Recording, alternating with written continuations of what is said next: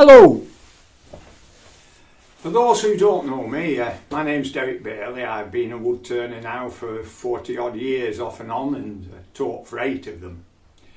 My previous video to this was putting some scrap wood that have very little use, too small to do anything substantial with, and I made cylinders out of them and glued them into a base and turned a bowl from them.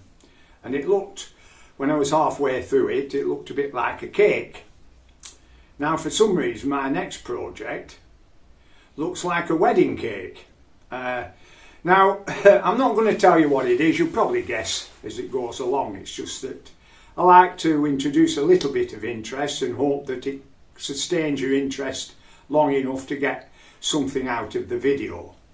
It's been a long project because of lots of little things to make. There's some copy turning involved, some fitting, and it's took quite a while, especially editing, because I've lots of little videos all clumped together and I've had to edit them and cut irrelevant or repetitive parts out of it. So I'm sorry that it's took so long, but that's enough waffling. I hope you enjoy it, and let's get on.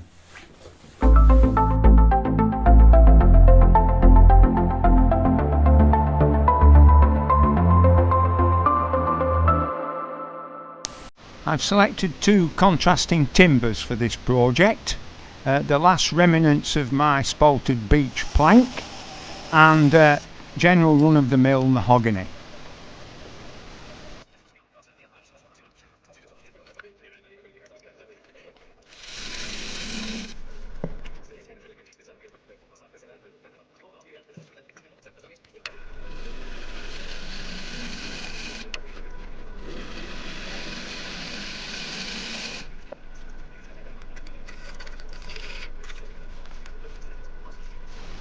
At most of the times I prefer to put a recess in weak timber, which spalted beech is one, simply because there's less chance of it shearing off, whereas if it was a spigot or tenon, there's a tendency with soft and weak woods for the tenon to shear off.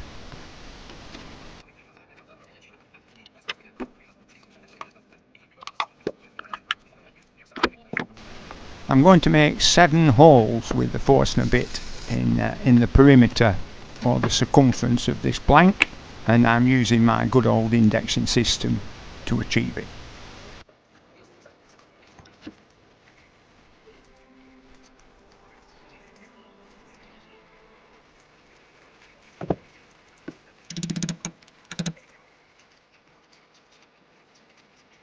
If you've noticed, I made some incorrect dimples in the circumference. My maths wasn't very good and I selected the wrong dividing disc. Here I've just drawn out the diameter of the Forstner bit that's going to be used, so that I don't protrude and interfere with each hole. So I'm looking at the maximum depth that I can drill.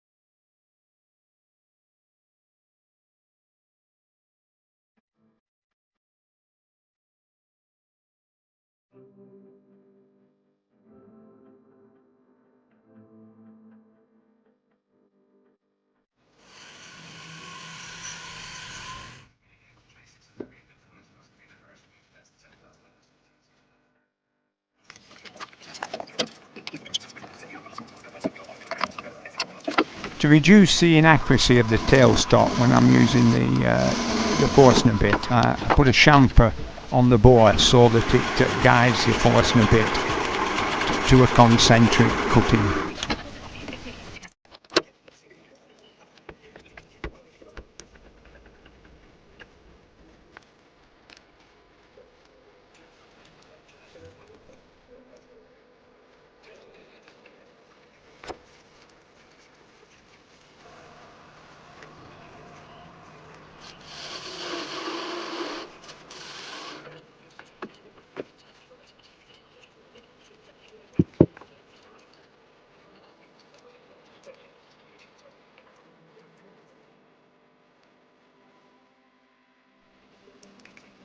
To do further work on the cylinders with the Forstner bit, I've made a little chuck. I use the same Forstner bit for drilling the hole, and put a hose clip on the outside after slitting with a bandsaw or with a saw to make slits so that the hose clip can compress it slightly and grip the cylinder. If you've noticed some holes at the bottom of the tubes I've just made, this was caused by the point on the Forstner bit. I didn't allow enough wall thickness, so I used some super glue and sawdust and sorted it out later. I made another mistake here. I should have drilled the counterbore first, which would have acted as a guide to drill the holes proper. I managed to get them reasonably concentric, but I would have eliminated a lot of hassle if I'd have done the slightly bigger counterbore first.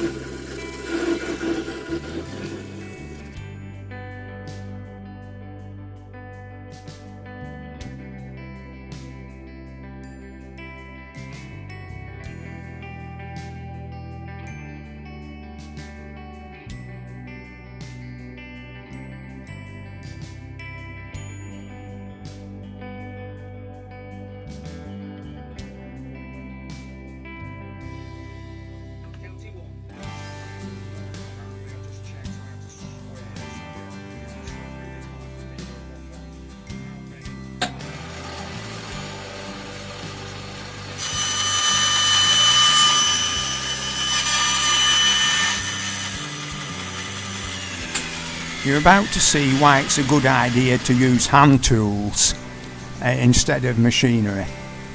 We always rely on machinery a bit too much sometimes.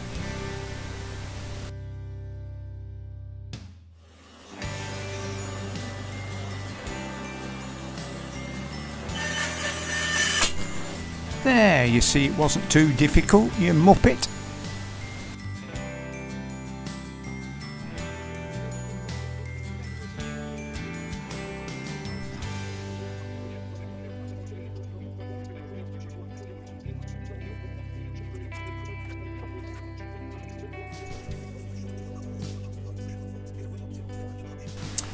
Back to my little wood chuck so that I can finish off the lids and make them ready for the little handles that I'll make later.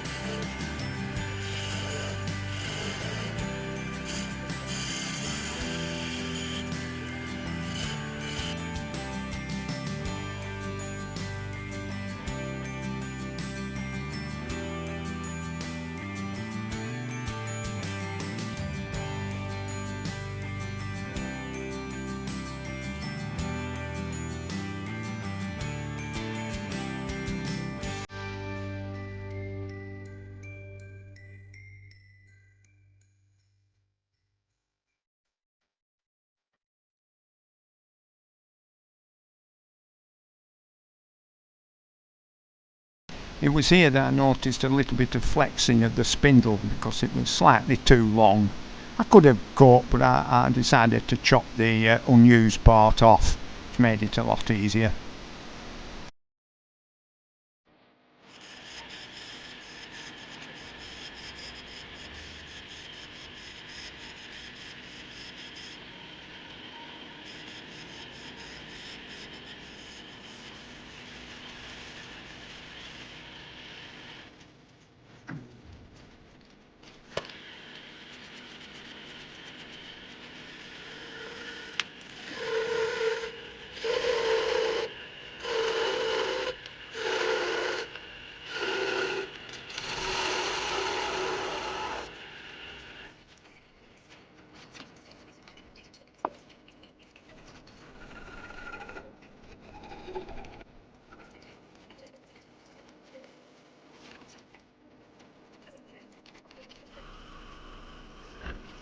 Rather than faffing about changing the jaws of the chuck, I just bunged a little bit of softwood in and just made a hole suitable enough to hold the handles for the finishing.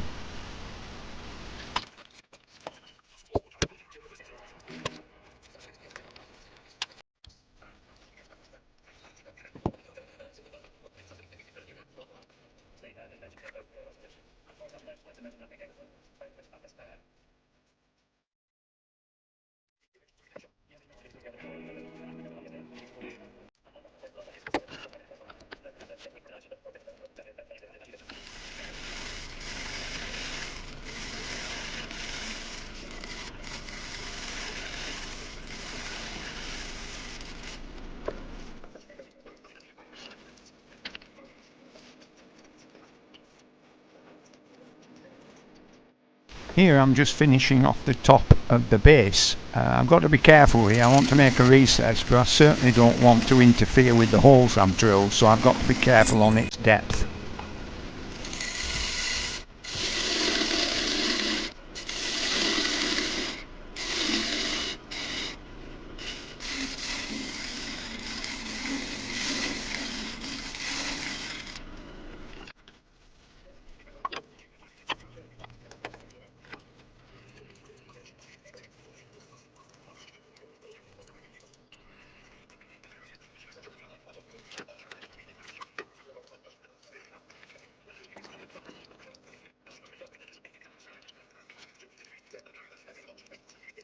To prevent any wobbling etc. on a table, if you're going to put it on a table, I use 3 feet. I'm going to make 3 little round feet and making the recesses for them, which I'll fix later on.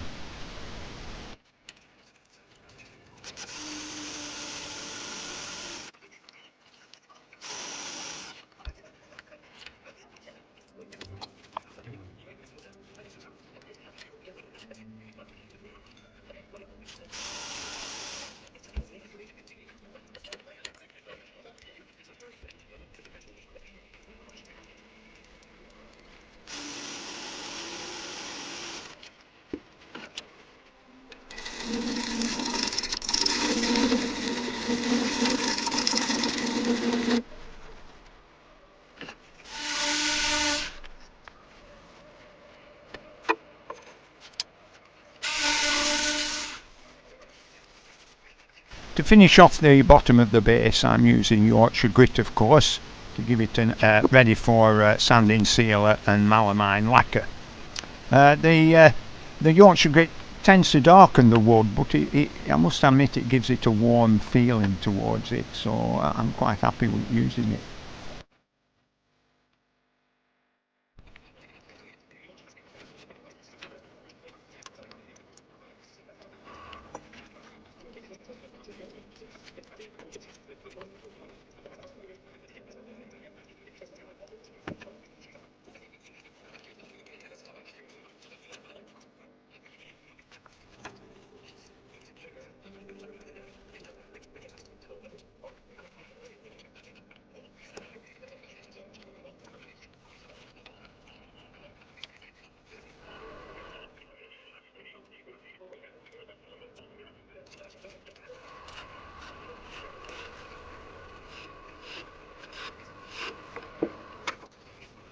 I have to locate 3 discs on this shaft, and I use Forstner bits to drill the discs. So I had to make the shaft suitable for the diameters caused by the Forstner bits. Otherwise I could have just done a taper all the way down and then worried about things later. But I've got to be careful here that I get the proportions right and still maintain a visually appealing taper.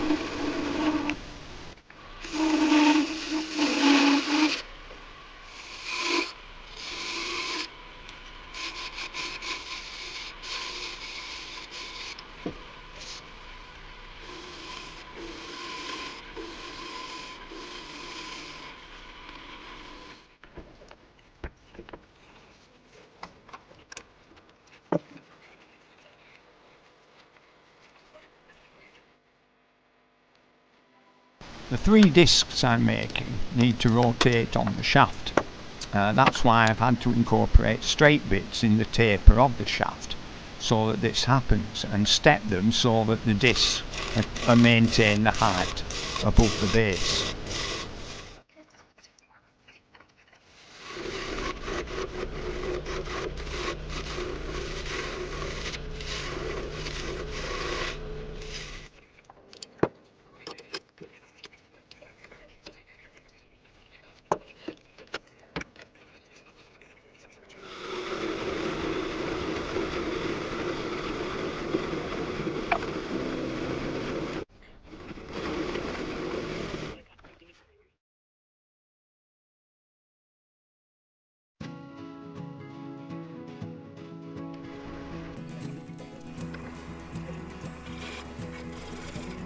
Now that I've rough turned the taper, I've got an idea of proportion visually, I can now finish off the shaft so that it's the correct diameter for the rotation of the discs.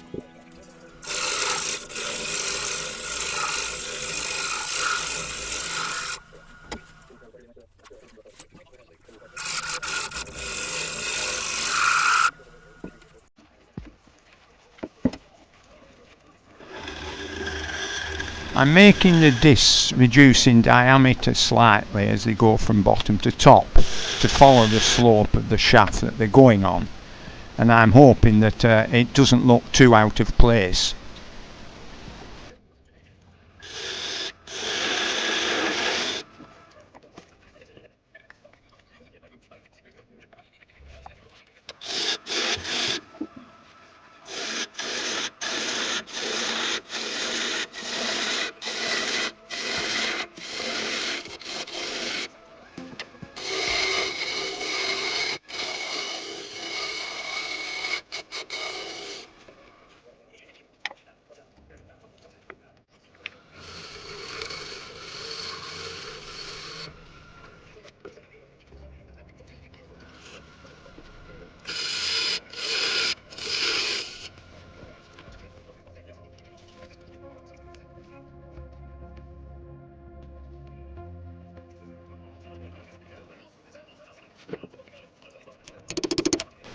I've maintained a design theme similar to the base, obviously at reduced proportions for each disc, but the basic design with a recess in the top of each disc serves its purpose, as you'll find out later.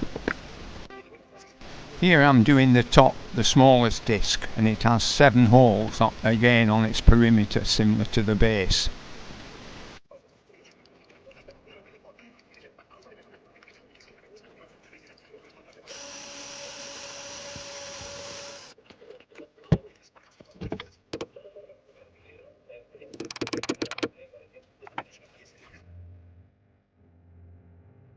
I'm going to insert M4 nuts into the circumference, and I've drilled holes that are the same diameter as the flats, the dimension of the flats across the nuts, and allow the softness of the spalted beech to accommodate the full shape of the nut.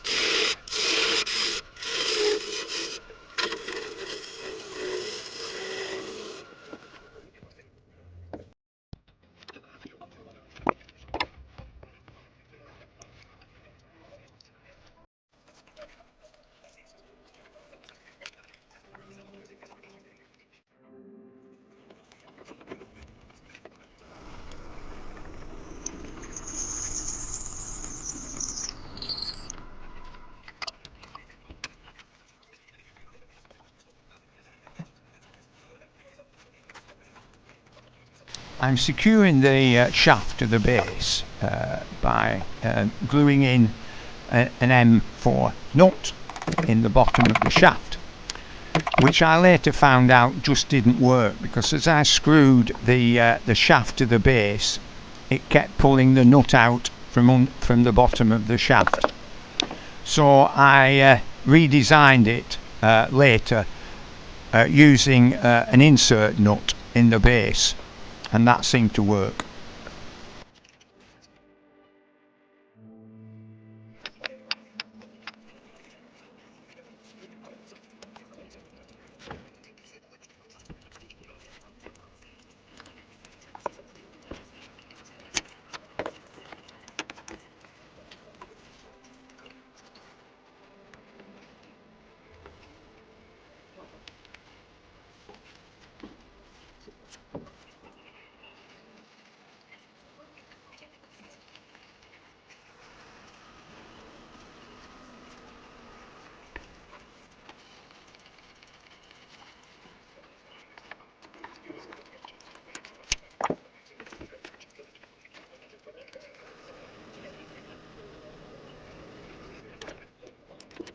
The little shafts to the top disc. I'm inserting some M4 bolts and then cutting the head off to length.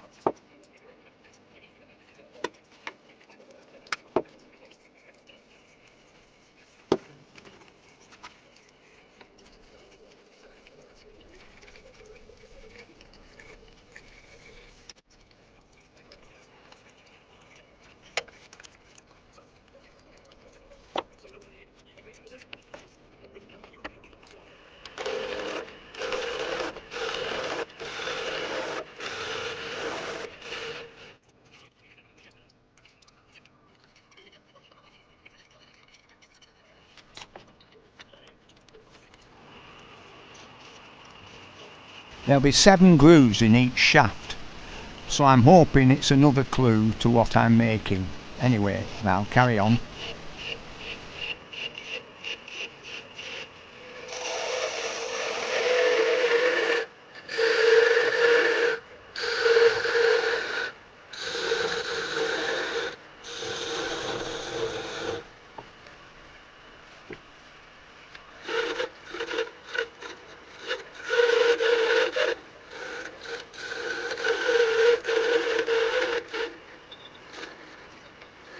I'm tapering the shaft here after I've made the grooves. A normal procedure would to taper the shaft first and then do the grooves after. But I wanted to get a sense of proportion and what it looked like. So sometimes when you're doing prototypes you don't always follow the logic procedures.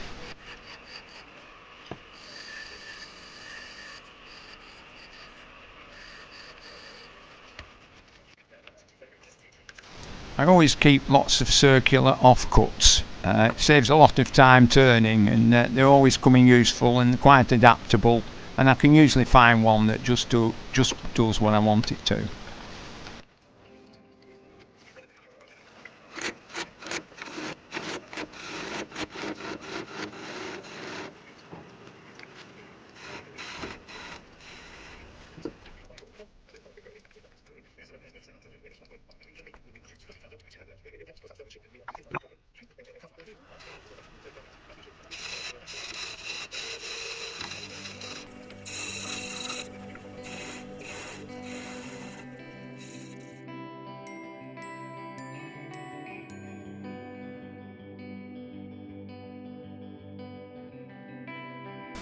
Well, here we are.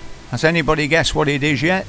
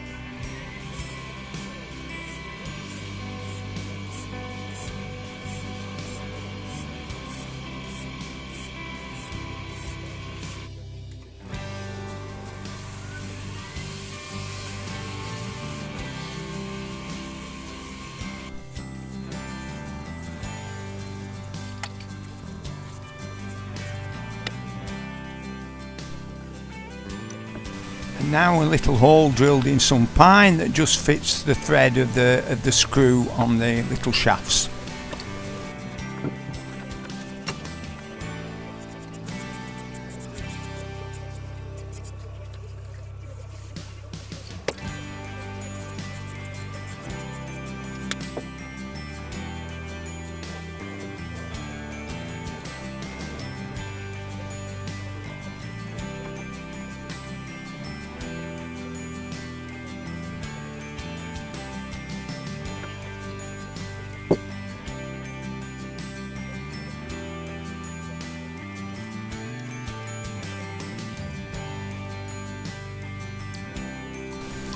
I'm making the finial for the top of the shaft now.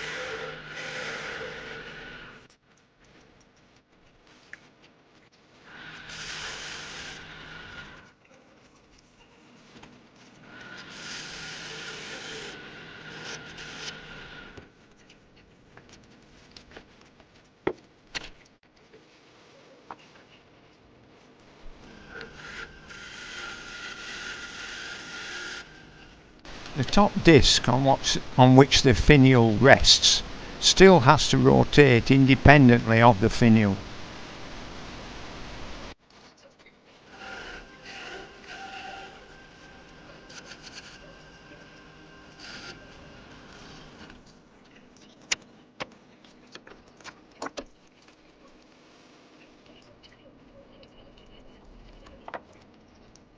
Again, I'm going to put an M4 bolt into the base of the finial for screwing to the top of the shaft.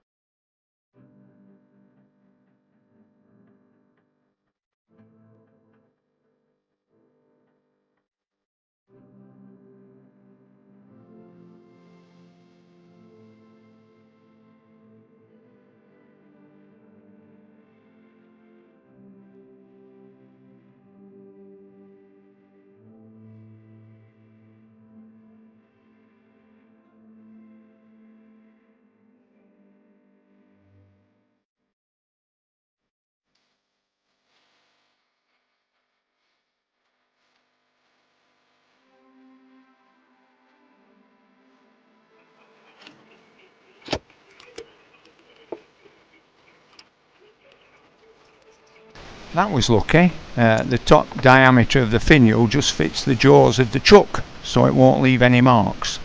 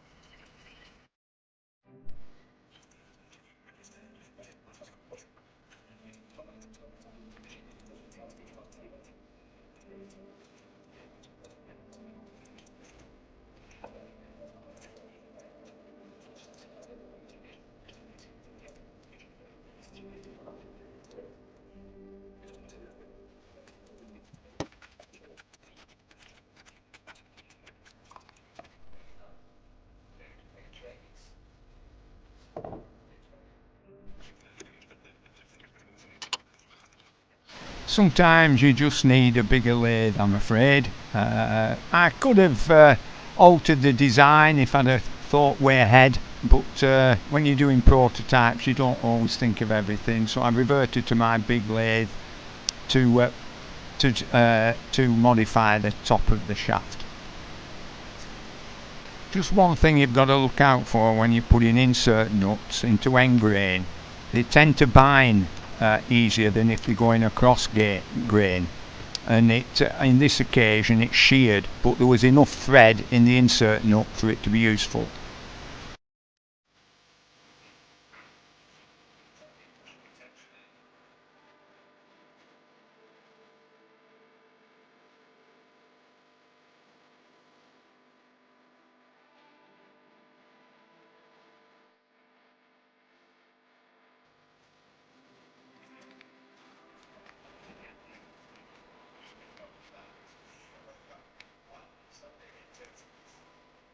I had to be careful here in making sure that the bolt that was in the finial wasn't too short, or else it would bind on the disc. So I had to make sure that the bolt length touched the bottom of the hole in the top of the shaft, if that makes sense.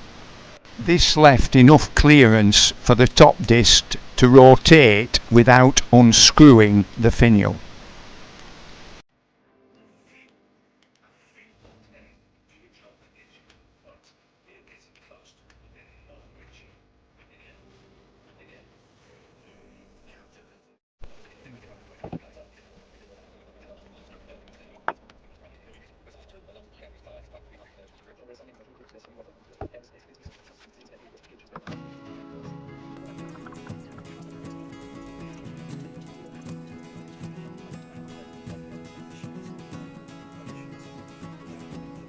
You may be thinking why I haven't just glued the shafts to the discs and not messed around with threaded bolts. Well, the reason for that is it's quite bulky when it's finished, and to be able to disassemble it if you don't want it or it gets in the way is better than especially with transportation or anything like that. So I always try to make things that you can pull them apart, because if you start gluing things together there is a risk of breakages, which makes it more difficult to repair and make the spare parts.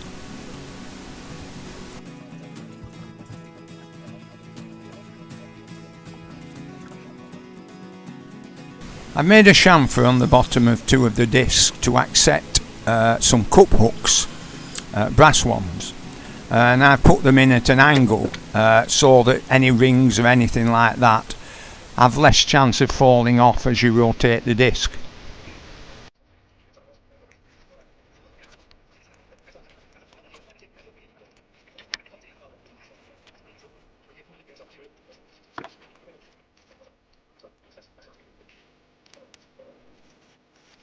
Here I'm drilling 7 pairs of holes to accept earrings.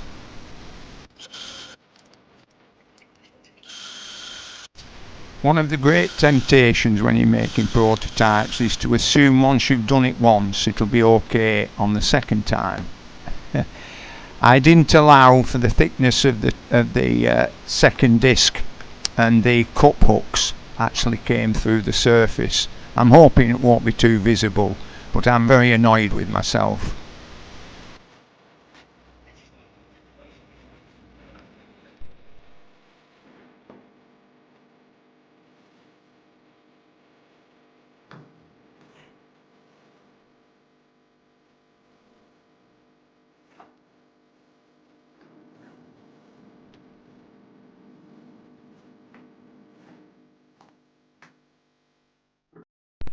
Ah well, there you have it, a jewellery carousel.